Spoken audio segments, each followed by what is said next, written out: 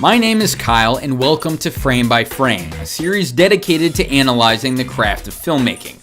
Now, last time we discussed 3 filmmakers responsible for transforming the medium, specifically how they used innovative framing to psychologically affect the viewer. But what about the space outside the frame? Can we use it to tell stories? My opinion? Well, I believe what the camera doesn't focus on is just as important as what it does. Don't believe me? Look at scary movies. Intentionally limiting what the audience can see is a common trope of such work, but don't take my word for it. Instead, let's look at 3 films that attempt this in the genre most known for the unknown. Horror. Horror? I don't know, however the you say it. First up, Ty West's 2011 film The Innkeepers. Backstory is Claire and Luke work at the Yankee Peddler Inn, and the Peddler Inn has a reputation for being, you guessed it, boring. Kidding. If you want boring, try this guy's sex life. I said show yourself, spirit! Now if you want haunted, the Yankee Peddler Inn's your place.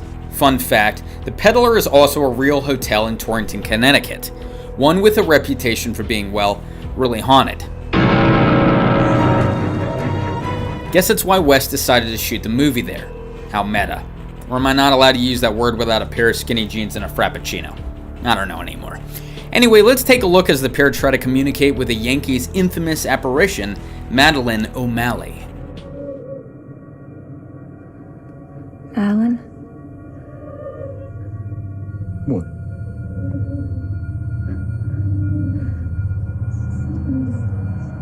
She's right behind you.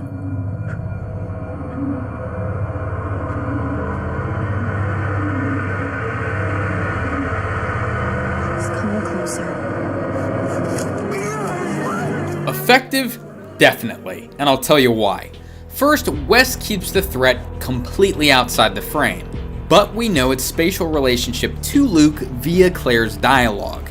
And as the threat grows closer, the frames grow tighter. You see, West is limiting the information while increasing our urgency for it.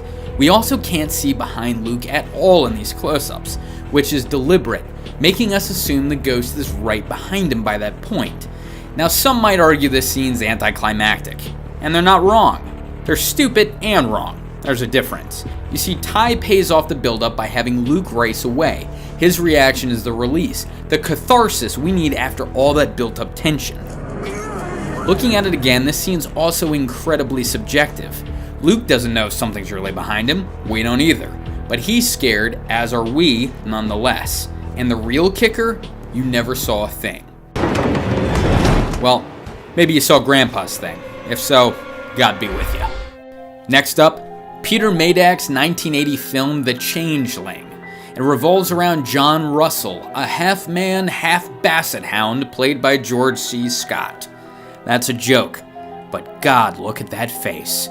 He's a widower who moves into an old mansion after the tragic death of his wife and child. And, as luck would have it, the house is haunted. That house doesn't want people. And there has been trouble in the house before. By the ghost of an incredibly annoying kid, no less. Yeah, God really had it out for old John. Anyway, in this famous scene, the boy's spirit tries to communicate with our leading man, and the brat ain't taking no for an answer. Let's roll the clip. No pun intended.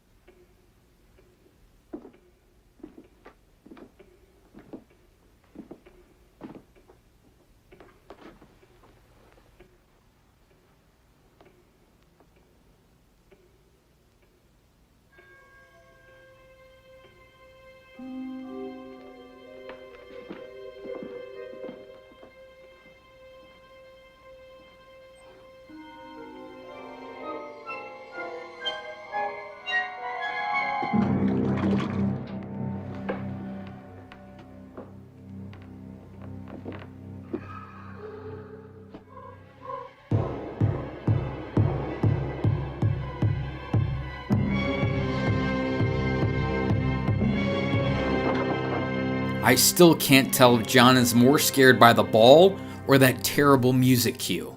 But think about it, a real sense of dread was conveyed here, and all you saw was a little red ball. The actual threat, meanwhile, remained completely unseen.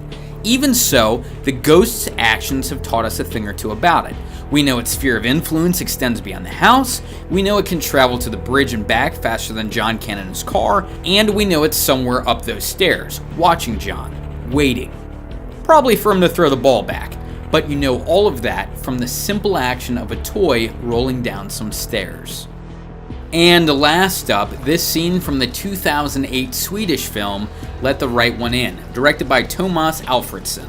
Quick synopsis: Oscar is a 12-year-old loner with a serious bully problem. His only friend, Ellie, the girl next door, who's also a vampire.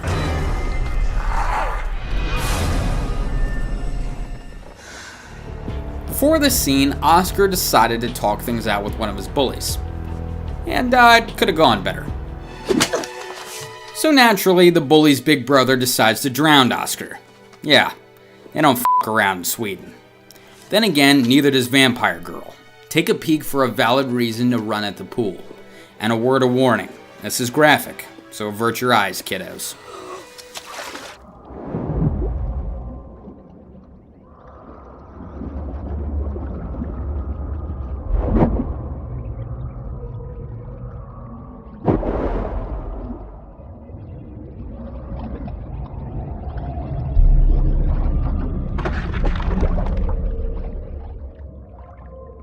If only there had been a lifeguard on duty.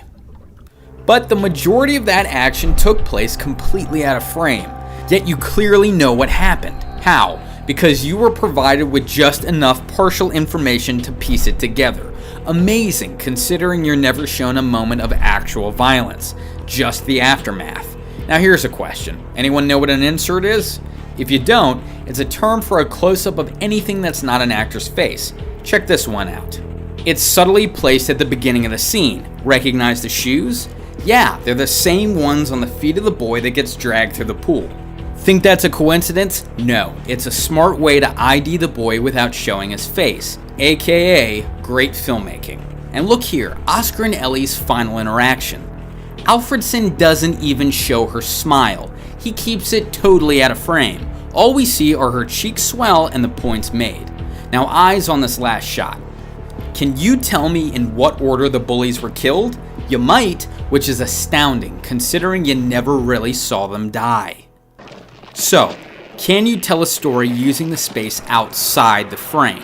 You most certainly can, and it can make for some damn interesting filmmaking, especially in the realm of horror cinema. So in closing, just like the negative space in a composition, what you don't see in a movie can be just as important as what you do. Sorry, I couldn't resist. Thank you for watching, ladies and gentlemen, and don't forget to subscribe to this channel, Film Theory, for more in-depth examinations of the fascinating world of cinema.